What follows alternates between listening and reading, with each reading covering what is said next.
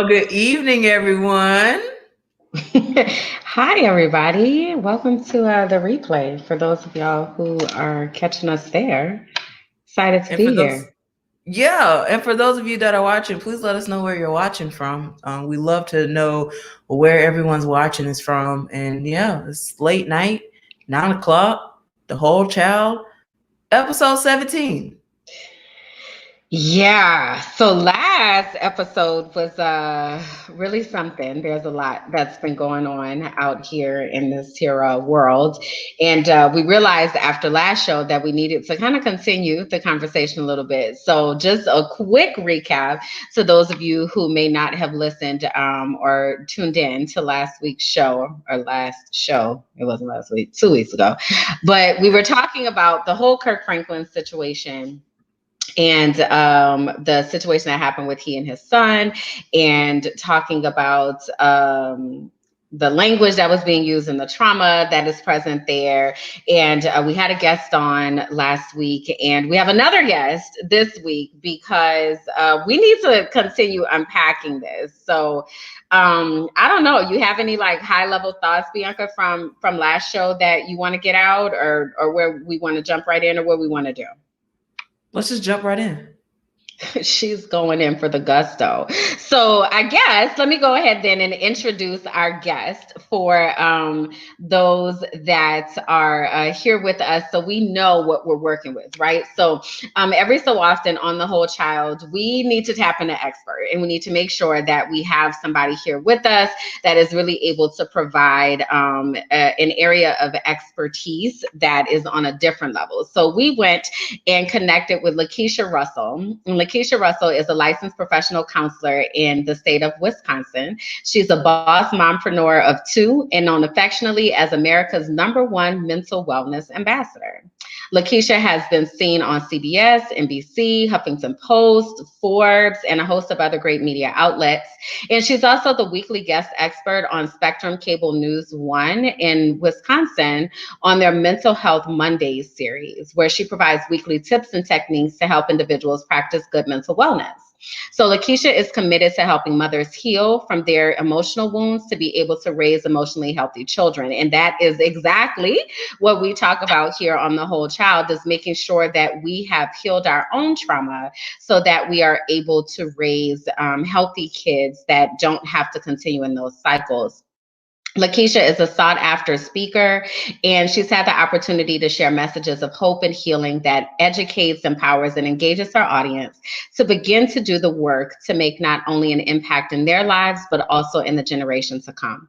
Lakeisha is the visionary and founder of the Evolving Chair Counseling and Consulting Agency, which focuses on women and children issues. And tonight, she is gracing us with her expertise.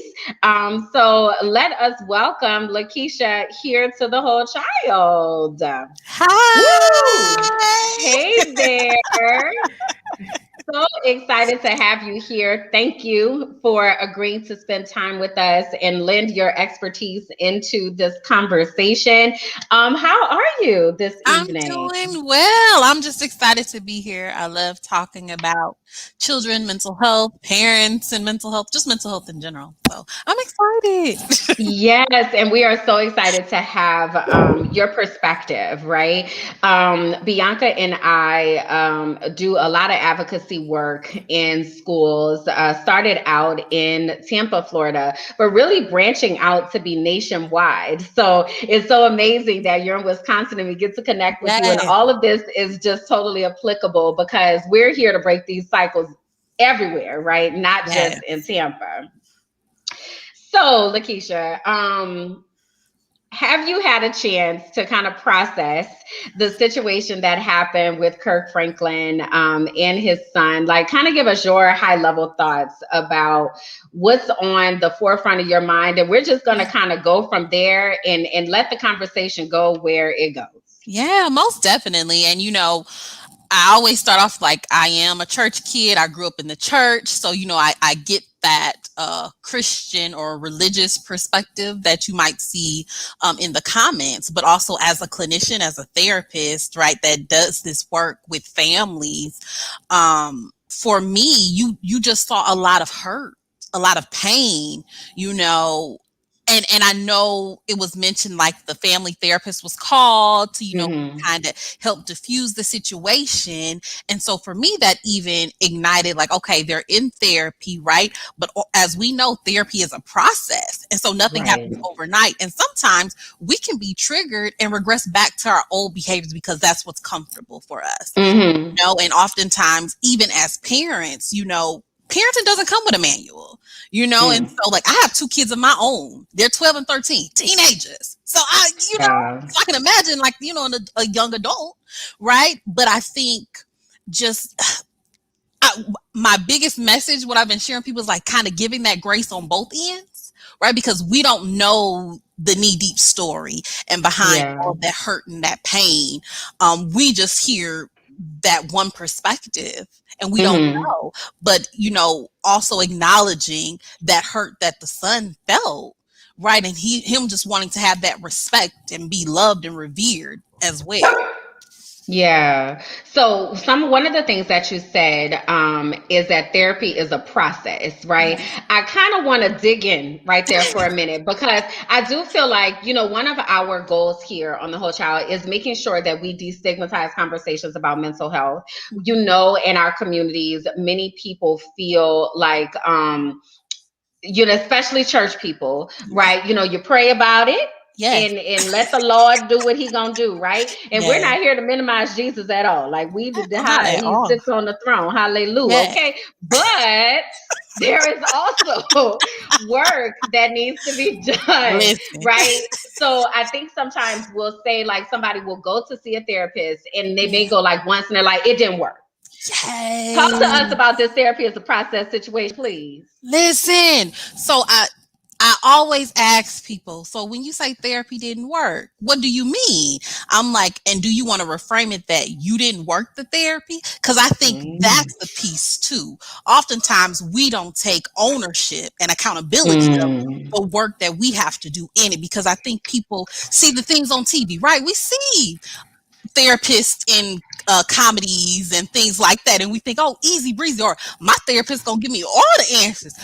No. Lakeisha ain't giving you no answers. I'm gonna guide you to trails because you already know what you want to do. We're just gonna flesh it out to make it a lot clearer for you to do what it is that you know you want to do. And so I think people just understanding that it takes time, and we're talking, you know, people are coming through our doors with years and decades of trauma that they've experienced. And so 1 month of therapy isn't gonna heal that.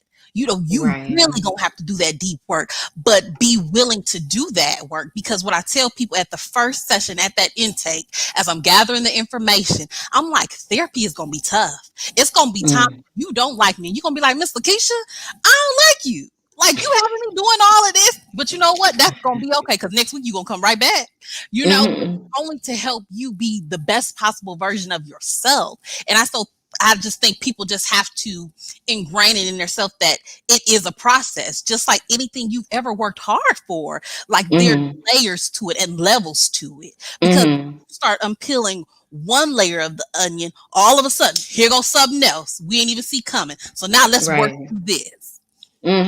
So, and that was the next place that my mind was going, because I'm thinking to myself, like, I feel like we always say like, do the work, right? But what does that really mean? Like, what is the work? Because I feel like our expectations are not meeting the reality of what happens when we're there. So can you talk to a little bit like, what is the work? Right. And what I tell people, I feel like oftentimes the work is the basic things that we forget about, acknowledging those emotions, because oftentimes we want to push them right up under the rug, to being able to reflect on what you experienced and acknowledge that. But now it's like, am I going to let that keep defining me and altering situations that I'm in? No. So I'm going to make my mind up to do things differently. I'm going to change how I think about this situation by doing those cognitive skills that the therapist is helping me learn, you know, to reframe those thoughts, reframe those emotions. I feel like that is the step that people forget, because they come into your office and they're like, fix me, literally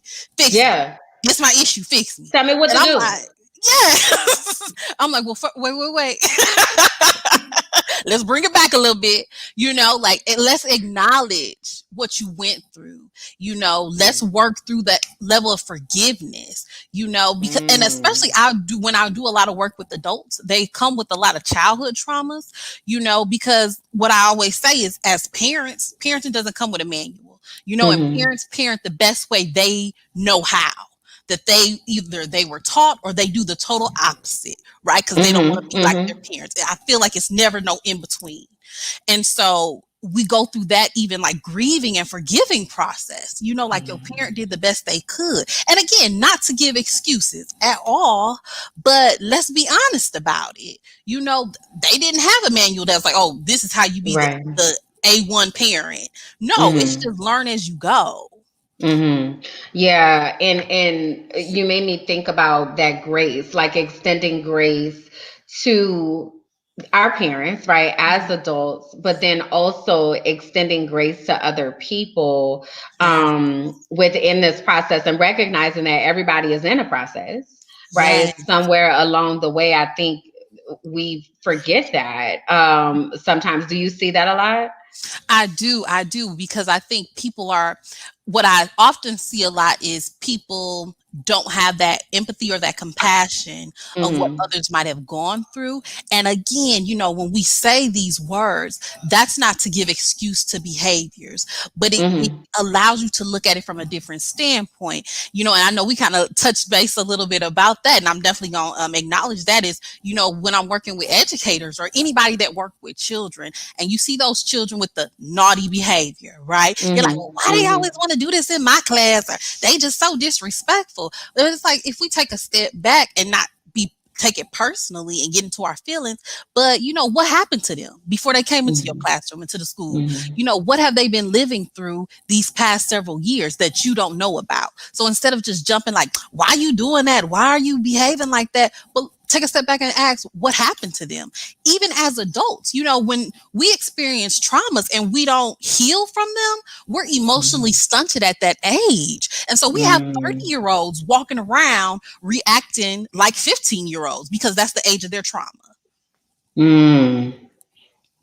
Yeah, I just wanted that to just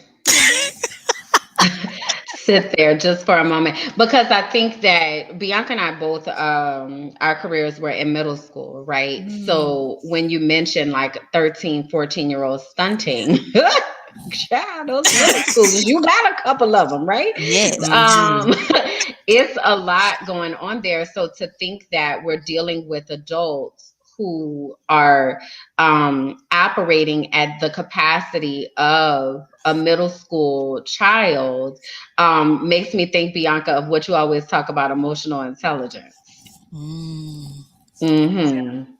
Yeah, so let's make that plain for the audience what that means, right? Because emotional intelligence is something that's developed, right? But what is that? Like, what does that look like and sound like?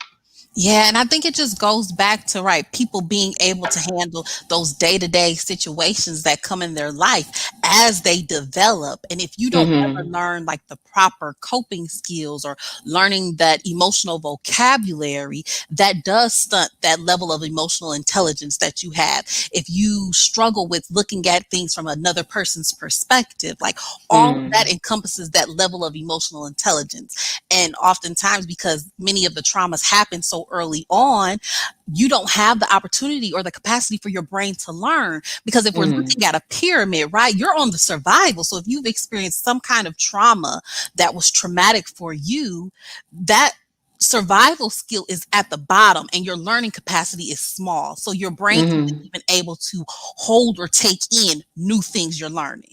And girl, that makes me think about just in the context with our children, and this is for educators and for parents. Like when someone is triggered, it takes 30 to 90 minutes for them to come back down and calm down, right? So if we're thinking about as a parent, let's say something happened with my child, they're upset, and I'm talking at them, all of this, right? Yeah. They're not taking it in right now.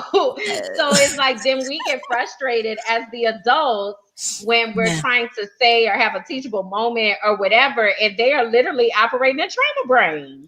Yes, yes, and I'm glad you said that, because I like to like give that depiction of like the upstairs brain and downstairs brain, and I'm explaining like to parents, like the downstairs brains are like those big emotions when you are in your feelings, and we can even think of us as adults. When I'm in my feelings, I'm not trying to hear what you got to say to me. Correct. I'm in my feelings. So how do we expect a child, right, to be calm down? You need to calm down. Oh, that's just escalating me even more, because one, you're not acknowledging what I'm feeling or giving me the opportunity just to express how I'm feeling in a way to help me calm down. So when I'm talking to parents and when I'm talking to the kids, how do we get you back to that upstairs brain where it's like the logic and rationality of things? So how do we do that? How do we get transition from the downstairs brain to the upstairs brain? Like, what are some things that we can do or help our children to do in the moment to support that process? Such a great question. And first and foremost, I tell people you have to get in tune with your body first, because your body will give you those warning signs to help you know, okay, shoot, I'm starting to go to that downstairs brain. But before I do, let me use these coping skills. And a way for people to get in tune to their body is deep breathing. And I know people are like, but Lakeisha, I breathe all the time. Yeah, we all do. We need it to breathe. But I'm talking about belly breathing, where you're breathing in through your nose, blowing it out through your mouth, flower breathing, counting while you're breathing, those kind of things, meditation, so something to help center you, for you to really feel your body. Because I don't know if you ladies ever done like yoga or meditation, and when you do it, do you feel like that sensation that goes through your body? That's how you know you're starting to connect with it. And that way, once you start, you start to feel those emotions. I remember I was having a conversation with a former colleague, and she just said something that really got me so angry. And because I had practiced like doing meditation like every day, y'all, like I'm telling y'all, every day when I was going to therapy, and because my therapist had me do that all the time. I mean, I used to be like, girl, why are we just doing meditation? Like, what is I'm doing this for? And she's like, Lakeisha, it's gonna benefit you. And I'm like, okay. And it truly did. Like, I felt like the boiling like in my body. And once I start to feel that, I was just like, Lakeisha, it's time to breathe. Like, do some breathing exercises, go for a walk and do some breathing exercises, because that triggered me so much that my body was activated and I start feeling it. But because I start to feel it, I was able to catch it. I was able to do some preventative stuff instead of the, aftermath of things. And we've talked about triggers before on the show, and we even made self-care plans one time because when you, like, as you're talking, in full transparency, like my day job is I talk to people about social emotional learning competencies all day long, right? And as I'm hearing you talk, I'm thinking about that self-awareness piece. Like, if we don't recognize that we're about to snap, right, then how do I stop myself from snapping if I haven't taken the time to recognize what happens when I'm about to snap? And like stopping it at stage 1.5 instead of getting to 17, 7 past 10. Like, I done tore the whole club up, because I didn't catch it. So like, I hear you saying deep breathing, because I feel like this is the other thing is, for instance, when I've worked with children before, and we would try to get them to do mindfulness, or try to get them to meditate, they are kicking and screaming. They do not want to do it. So I'm wondering what insight you have there about building that capacity to be able to actually do this. Because it sounds great in theory, right? Yeah, of course. But in the moment, yes. I done snapped. And now, My And bad. Maybe I ain't next gonna time. recommend you telling the child, let's do some deep breathing and they on 10. That ain't gonna work. Right. You know? So then that's where you have to relate, right? You want to engage, not enrage. And so what is that Mm. thing? And so one thing, I learned through like different trauma trainings, right, is just that connection piece for many of our children. And so Mm. they're so frustrated, they could be tearing up the classroom. I don't know what they doing, but you take Mm-hmm. a piece of, oh, I'm just so mad too. Because then all of a sudden they're Mm-hmm. like, wait a minute, what's she mad about? And that diverts, right, all their anger towards you. So now you caught their attention. So now they're Mm. slowly starting to de-escalate. And now Mm. that's when you can hook them in to be like, okay, let's go for a walk. Let's Mm. do some deep breathing. But engage before you enrage. It's like the Mm. biggest thing. So find a way how you can make that connection even in the moment of their anger. Mm-hmm. That's good. I like that. Bianca, you look like you deep in thought over there. I am. It's so good. Like I'm just like she's right, and it just really kind of puts all of these pieces together, like all the episodes we've been talking about this. And so to have an expert with credentials to say the exact same thing. And then there was a comment where it was like stunned at the age of their trauma. Like that's real. So I'm just thinking of like, yeah, our kids, yeah, that's right. So yeah, I'm in a good space right now. Look, I'm sitting here like I want to tweet this engage. What you said, engage, not Before you enrage. enrage. Before you Engage. enrage. Enrage, yeah. Yeah, because I think a lot of times as parents and as educators and as a part of the village, like you said, we'll say calm down, or we may touch the child, which is then Yeah, an additional trigger, you know. exactly. Um, so we're just doing it wrong, just, all wrong, and wondering why things got escalated when the intention was to try to calm the child down, but that's not really working because we haven't done that engagement part. Yes, and build that relationship. And don't get me wrong, I know it's tough for educators. I've done school-based mental health. I've worked with a lot of educators. So I hear those mumbles and grumbles, Mhm. but I also, advocate for the kids too. If they don't feel that connection, you trying to tell them to calm down or use these skills is null and void, and Mhm. what I try to repeat is just like, even if we think of the resiliency in children who've experienced Mhm. trauma, and even us, if we've experienced trauma and we are resilient as adults, you can tell me Mhm. it was due to some kind of connection with a relationship with somebody that helped you get to that point. So that Yeah. also just reinforces the value of relationships. Mhm.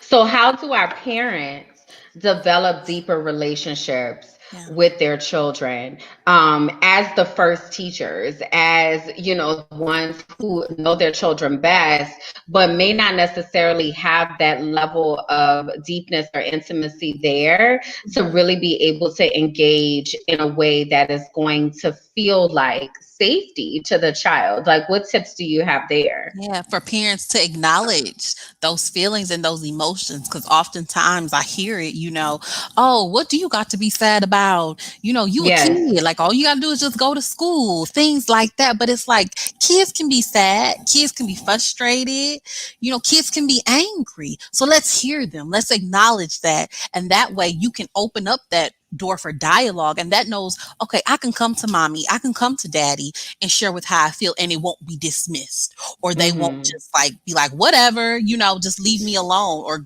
just go do this or do that. So starting right there, acknowledging how they feel, and then role modeling that, though, because I think oftentimes we tell the kids what it is that we want to see or want them to do, but we don't do it ourselves. And so Right. allow them to see you acknowledge your emotions and using coping skills and techniques and all those great things, but continue to have dialogue with your child and allow your child the opportunity to be able to set boundaries and limits. I'm a big advocate too, not like forcing kids to hug people, things like Girl, like little things like that. Like, allow your child the autonomy to make that decision, because what I say, kids are just so like, they have that discernment that we as adults don't have. So not forcing them to do things like that, like to be able to cultivate your relationship with them. And of course, spending that time, and I get it as a single mama, like an entrepreneur, like trying to find that time is hard. But you know what? At the end of the day, it's so important. It's so important for my children to know that mommy is here. I love you despite what I have going on with work and things like that. You still come first. Girl, you preaching up in here today. I'm thinking about an episode that we did that was all about boundaries. You just dropped that word, right? And I'm not gonna let you skirt past this, sis, because we got to talk about this now.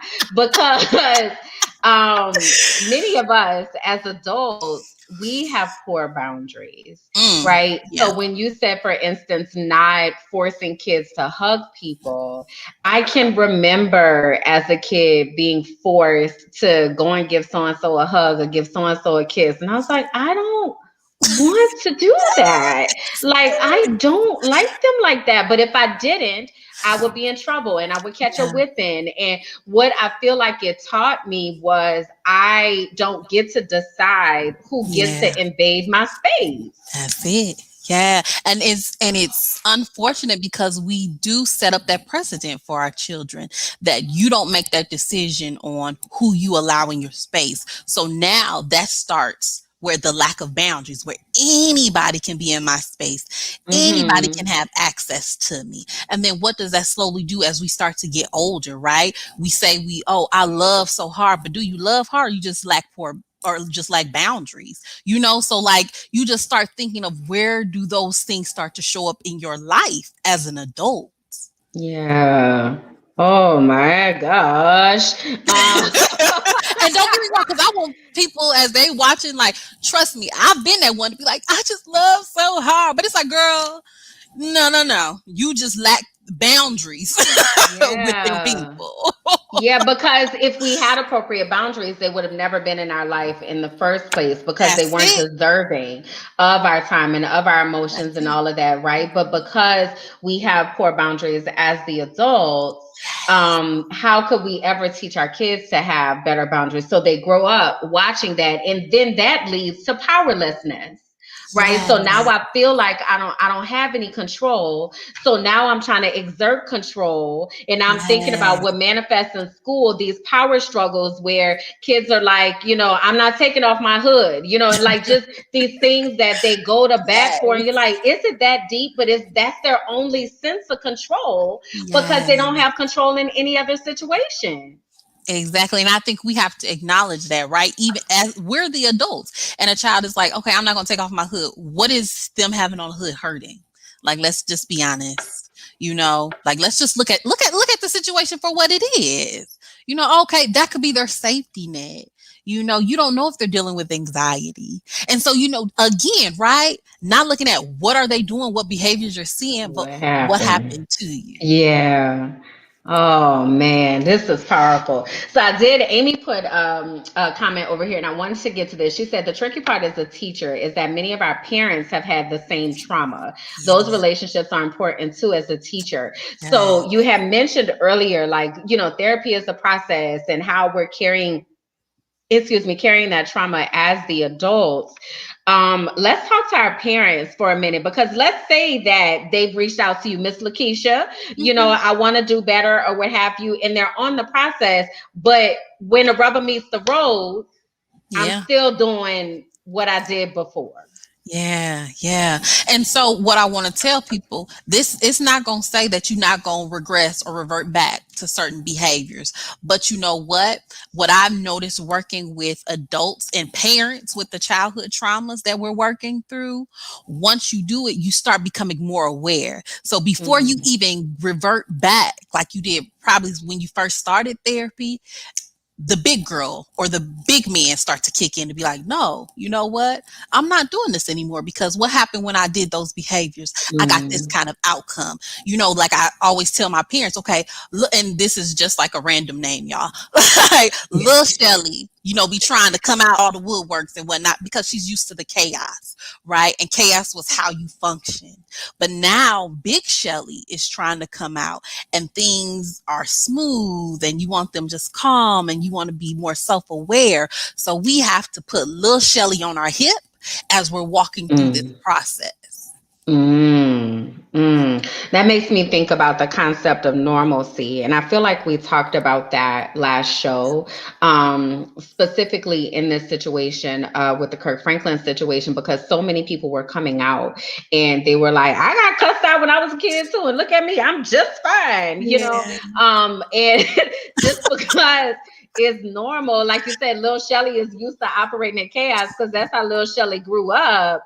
But that doesn't mean we have to continue doing that. Like, how do we combat this idea of this is normal and I turned out fine, and give like healthy coping strategies? I've heard you say that a few times. Yeah. And it all goes back to that acknowledging pieces, that basis, right? Because if I saw those comments, and I hear them from people I know, right? Like, I got this or whatever, and I turned out okay. So I don't see why, they up in arms about it. But I think that goes back to about the trauma. It might not have been traumatic to you, but who's to say it's not traumatic to the next person? And I think therein lies too that sense of normalcy, because a person to be like, oh, I got cussed out as a kid, but I'm totally fine. Okay, let's reflect over your life. How has that impacted you in any kind of way? Or they're like, no, I'm successful. I'm able to have conversations with people and not get upset and frustrated. Like, I'm able to control my emotions. Okay, that probably wasn't traumatic to you, but to somebody else that grew up with that, that probably put them in all kind of paths of just twists and turns. So I think first too, acknowledging that sense of normalcy looks different for everybody. And so it's not fair for us to put that out there on somebody else to own when it could have truly been traumatic for them. Yeah. So you like making all types of connections for me right now, because this self-awareness piece, like you keep centering back in this self-awareness piece. And what I'm thinking to myself is, we might be saying that we're just fine, but are we even aware of the impact that it's had on us? I'll share this one revelation that I had just recently talking to my therapist. I was like, I don't like bathrooms. Right. And when I had a house before I sold it, before I moved, I had 3 bathrooms in the house. 3! Jesus! Yeah. Right. Anyway, I don't like bathrooms. Like, they really skeeve me out. It is really a place where I get really stressed. I don't like cleaning them. I do it, of course, but I don't like cleaning them. I'm very particular. Like, for instance, when I moved here, when I'm looking at apartments or places to live, I look at the bathroom. Like, I can't do certain types of bathrooms. I can't do certain types of tile. Like, it's got to be new. I can't. Like, I just can't. So my therapist was like, what's up with you in bathrooms? And I was like, I can't do it. I just don't know. Like, I don't know. And she's like, what happened to you in the bathroom?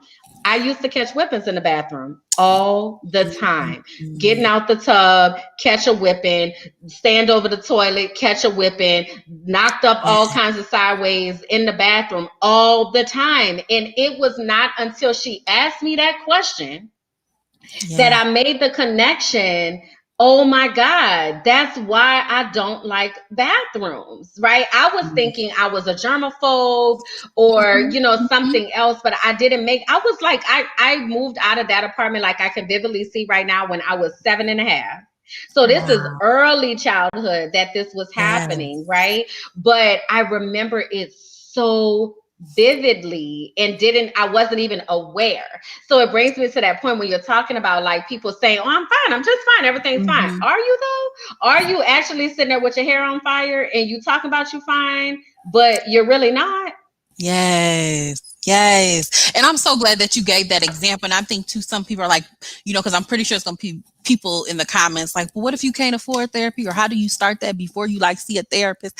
What I tell people, journal, because journal is like the best like log for you to be able to go back and self-reflect, because that helps to bring a level of self-awareness, because then you're actually seeing, okay, you felt this way, or the situation went like that, and you can be like, you know what, I was tripping, like I don't know why I said that or why I did it like this, because now you're in a space where you're calm and neutral, and you can go back and be like, all right. So being able to journal is a start for people that might be like, oh, therapy is expensive, or I'm, looking for a therapist. But before I do that, like, how can I begin that level of self-awareness? And we actually it wasn't the last show, but the show before had actually shared a site called Dark Beauty, and their whole thing is to provide free therapy specifically for women of color. So if you're a woman of color out there, definitely tap into that. But it's called DRK Beauty, and it provides that free therapy opportunity, and they have providers all across the nation. So don't let cost be a deterrent to getting some support and realizing and recognizing what may be impacting us. Because I feel like I've talked to so many people just over time, and they say that, like, I'm totally fine, like everything's a-okay. And you're like, you are not okay. Like, you know what I mean? Like, everybody around you is like, no, like, you snapping every other day. Like, what are you talking about? I'm fine. Everything's fine. Everything is fine. So getting that journaling process going, and I must admit, again, this must be transparency night for Kimberlyn. I don't be liking to sit down and journal, because I don't be wanting to feel, Lakeisha. Like, I be like, I don't feel like sitting here crying for the next 2 hours. I got stuff to do. Help me. Yes. But then think about it, Kimberly, when you don't do that, how does that show up throughout the rest of the day or that next day for you? Right. So I think, just giving yourself a little time to be able to do that. And then too, what I tell people, it doesn't have to be like a written journal. Yes, for like you to increase that self-awareness, it got to be the written part. But, for people that want to be able to express those emotions and sit in them, you can do like a drawing journal. You can do a brain dump journal where you just like dumping out every kind of thought that you're thinking. Or you can just focus on like certain words. Okay, like I'm feeling angry. So what other words can describe angry, so it doesn't have to be this like Dear Diary type of thing or complete sentences. And even when you said like angry, like, let's say we explore that word more, I think we had showed the feelings wheel one time before, right? So anger is such, I think about Inside Out, the movie. Yes. Right. So anger is so surface, like, but what is it really? Right. And I feel like we say all the time to kids as well, like, or recognize like your anger is manifesting. That's easy to put the finger on, especially as Black people. They call us angry in a hot second, but it's may not necessarily be that we're angry. It may be disappointment. It may be hurt. It may be, feeling worried. So even having more words to more accurately describe what one is feeling. And I think because one thing we do oftentimes is like create an iceberg, and I'm pretty sure you ladies have seen that iceberg concept where you put whatever you're feeling on that surface that people can see, but then what is the feeling that they can't see? So underneath the iceberg in the water, and so that you can even draw that in your journal. Okay, what's that surface level emotion, but then what's like really underneath that, and then write that on the bottom.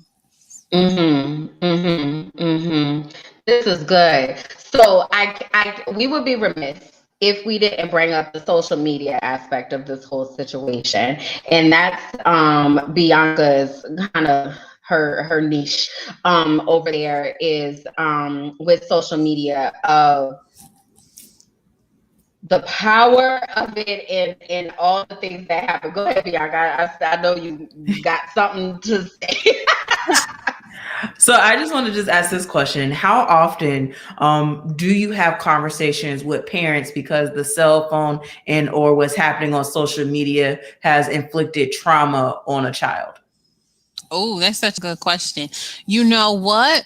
I ironically enough, not a lot of my kids are like glued to social media because, and I'm assuming just because like with the pandemic, they are like virtual things, they kind of over it. They like want to be more in person. But what I do notice is what I'm seeing like in the media more. You kind of see, some kids being traumatized by what they might see. And then we can attribute though, like we think of just like the social injustices that we've seen all slapped on social media. I know I was having conversations with parents about how to have those conversations with their kids because of what they might see as they're scrolling on their socials. But just in general, ironically enough, like all my kids, like social media for them is just like, yeah, Miss Lakeisha, it's whatever. But I think for parents that like might be struggling, right? I think, again, acknowledging, how they're feeling and what it is that they are seeing that's like triggering for them. And then how to move forward or move past that and seek that professional help to help like bridge that gap for them. Do you see that disconnection though, Lakeisha, like with even, because I feel like we're always in our phones. Yes. Bianca, I know you talk about the addiction. You want to share the story about what happened? Tell Lakeisha what happened with the dog.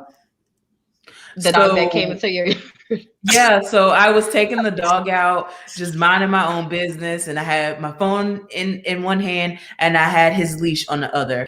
And next thing I know, there were two dogs that were headed our way. And the entire time, this was all captured on camera, I did not drop my phone. It stayed in my hand when I should have been able to put it in my pocket and to at least have more control of the situation. Yeah. But I didn't even think about putting my phone down. And so I, played the clip and I was like, y'all, this is a reflection moment.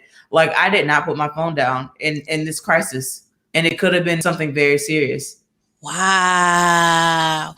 That's amazing. And I think it just attributes to, right, like how addictive social media can be, or just phones in general, because we do see that a lot. We're just glued and it's like stuck in our hand and like we can't do anything without it. And you're kind of like, okay, either my phone or the drink. The drink I'm gonna drop, like, my phone is just like my lifesaver. So it's also like what in you was like, nope, I gotta like catch this, like, or record, like, you know what I mean? Like, what was that connection for you that was just like, I'm not gonna let go of this, like, or is this like gonna save my life? I don't know. And I think too, to go back and not to be too preachy on people, but I think oftentimes, even for us as Black people, right, this is a lifesaver many of the times for us in situations. So then too, do we look at it as we are just hyper vigilant now, that we're like, anything we do, we have to have this in hand and ready because anything could pop off. I want to dig in that a little deeper, Lakeisha, because I feel like we're constantly trying to balance this thing with our kids, right? So we want them to be aware of what's happening. But then in turn, because we want them to be aware of what's happening, we rob them of some of their innocence. Yeah. How do we toe that line of helping them to realize what is happening in the world, especially right now? The Derek Chauvin trial, is all over the news, and I've been getting CNN updates all day long. And I'm like, I can't, I ain't got mental capacity, right? But they need to know, right, that it happened. But how do we walk that line to not freak them out or make them feel like they have to be on guard all the time, though they kind of do? Yeah, that's such a great question. And I feel like it just is age appropriateness, because the conversation you're going to have with your 5-year-old is going to be so different than you with your 15 or 16-year-old. Your 15 and 16-year-old, you can have a more in-depth conversation. Well, how do you feel hearing this trial going on? What are the conversations in your friend group, or what are you hearing at your school? Let's talk about that versus a 5-year-old. You might be seeing some bad things on the news, but I want you to know that you are safe with me, you know? And so again, just looking at the age level and what's appropriate to have those conversations to find that balance is key. I wonder too, when we go back to think about that self-awareness piece and the trauma and the triggers, if we as adults are processing it, right? So when the trial first started, I knew that it was starting, and I knew I wasn't watching, but I felt like I was a little bit more snappy that day.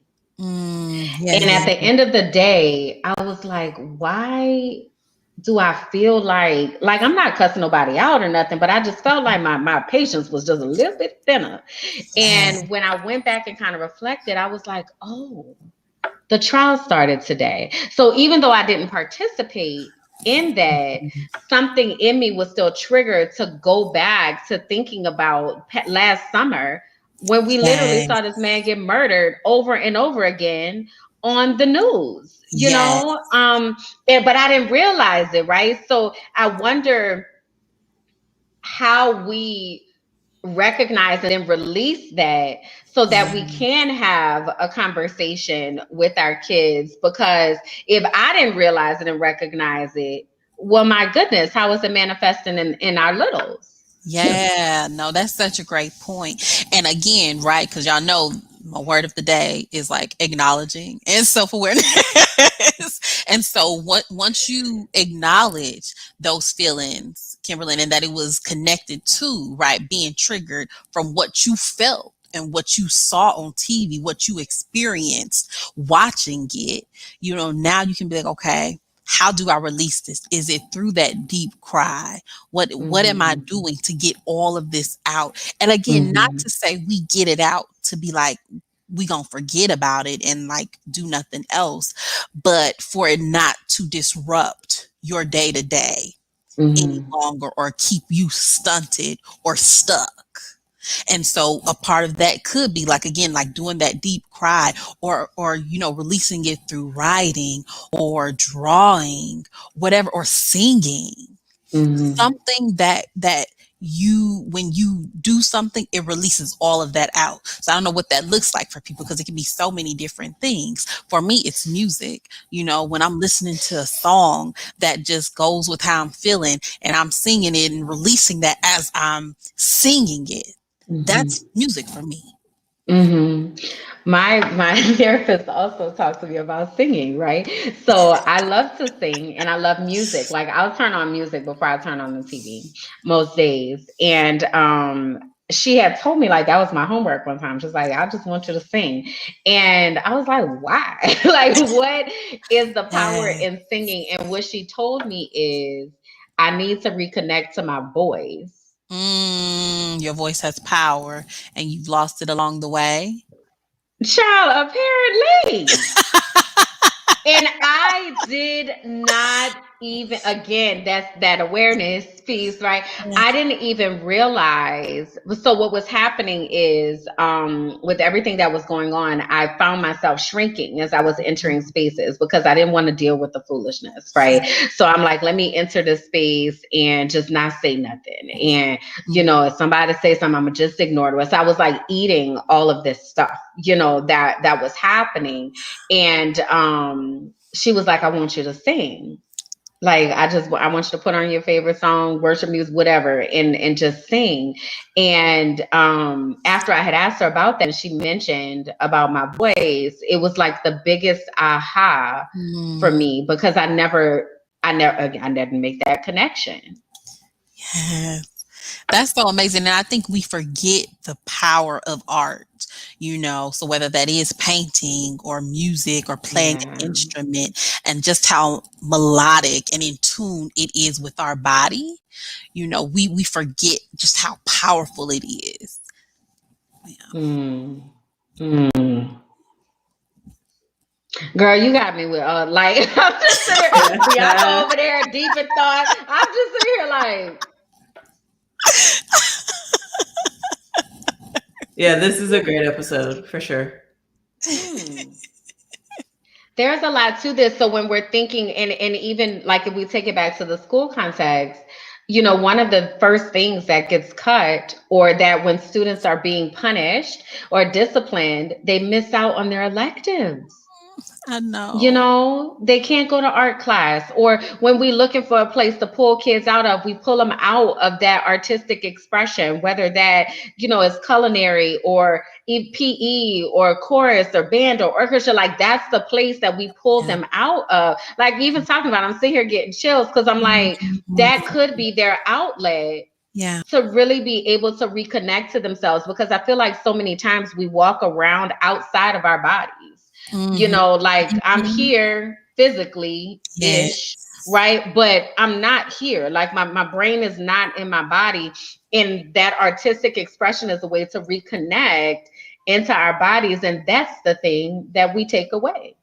Yes. And it makes me almost think too, like that discipline versus punishment concept, where it's like discipline is you are doing something to correct a behavior so it doesn't happen again, right? Punishment is more so I'm going to make you suffer. And so when we think about that, right, if we're punishing children, we're making them suffer. And so what happens when we make people suffer? They just think, okay, I'm going to be more craftier so I don't get caught or something like that. But if you discipline, you're correcting that behavior and you're doing it more in a gentle, loving way. And so maybe even like reconstructing, which one we're doing and using, as parents, educators, whomever.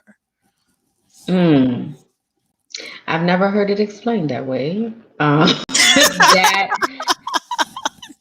was a mind-blowing moment. I think I'm about to put that into practice tomorrow as I'm talking to some of these folks, and I'm gonna say, Lakeisha Russell said, because that wow, I'm not too often speechless, but okay.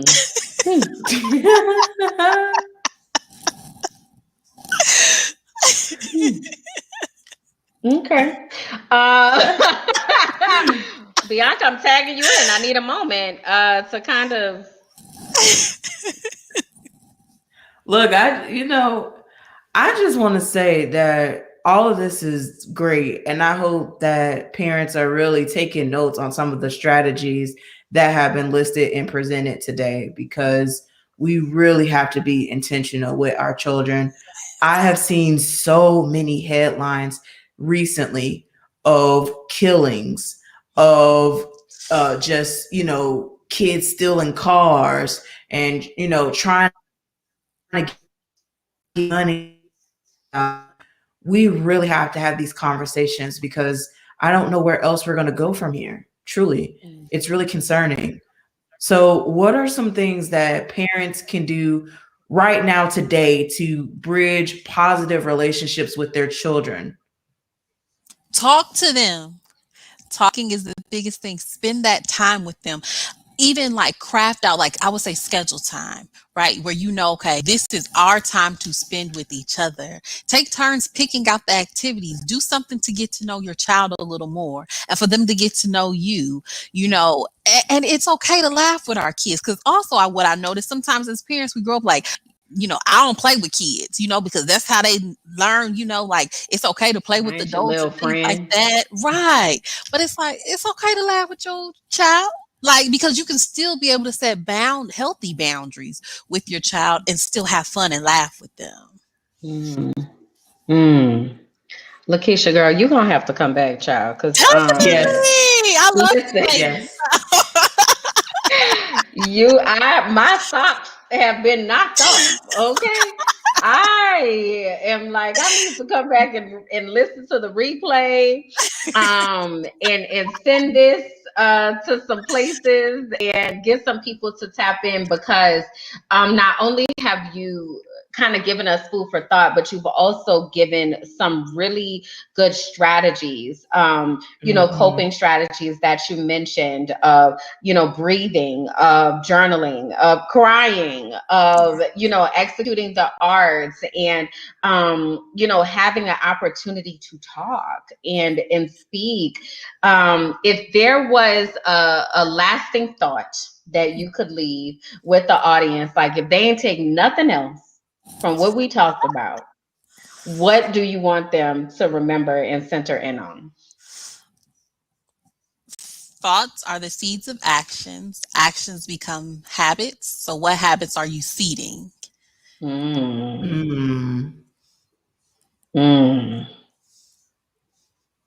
Y'all, I told y'all, we listen.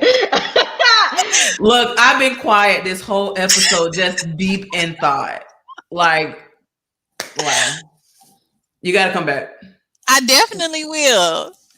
So tell the people where they can find you in the meantime. Like, how can they connect to you? I've read a little bit in your bio, but remind them of all the places where they can find you, connect, work with you. Give the people the information, please. Definitely. Y'all can find me on Instagram, Lakeisha LPC. On Facebook, it's Lakeisha Russell. You can email me, info@LakeishaRussell.com. Go to my website, LakeishaRussell.com. Yeah, so... Yeah, and are you still on the news station there in Wisconsin? Do you still do that as well? I've taken a little break, but hopefully we'll be starting back up the Mental Health Monday soon. So yeah, Perfect. But you guys can go to my YouTube, Lakeisha Russell LPC, because I have all like the old news I've done, so you guys can catch up on different ones I've talked about. So. Yeah. Awesome. And I do want to spell that for our podcasters who can't see. It's Lakeisha, Lakeisha, Russell, Russell. Okay, so if you are looking for Miss Lakeisha, go and find her on these spaces, honey, because she's going to bless your life. Okay? That's right. Do it. Do it now. Thank you. Woo, Jesus, this was good. So while y'all are out there, definitely want to make sure that you connect with me as well. You can find me on Instagram at Kimberlyn J. You can find me on my website, KimberlynJackson.com. And make sure that you holler at us on Teaching for the Culture, where this is being housed and held. So you can go to teachingfortheculture.com and find all of the programming that we do. This is just one of many, but we are here in this space to really break those cycles. So Bianca, tell the people where they can find you and close us on out of here, girl. Well, you can find me on my website at www.biancagoolsby.com. And just thank y'all so much for your support and your love with Teaching for the Culture. Again, you can find us at teachingfortheculture.com. And this broadcast is hosted on YouTube, Facebook, Twitch, and a bunch of podcasts and platforms. So I'm very thankful for everyone tuning in, and I just love y'all so much. And thank you so much, Lakeisha, for blessing us. You have blessed us. Okay. You are so welcome. So until next time, thank y'all for tuning in to the Whole Child series hosted by Teaching for the Culture, and we'll see y'all next time. Bye, y'all.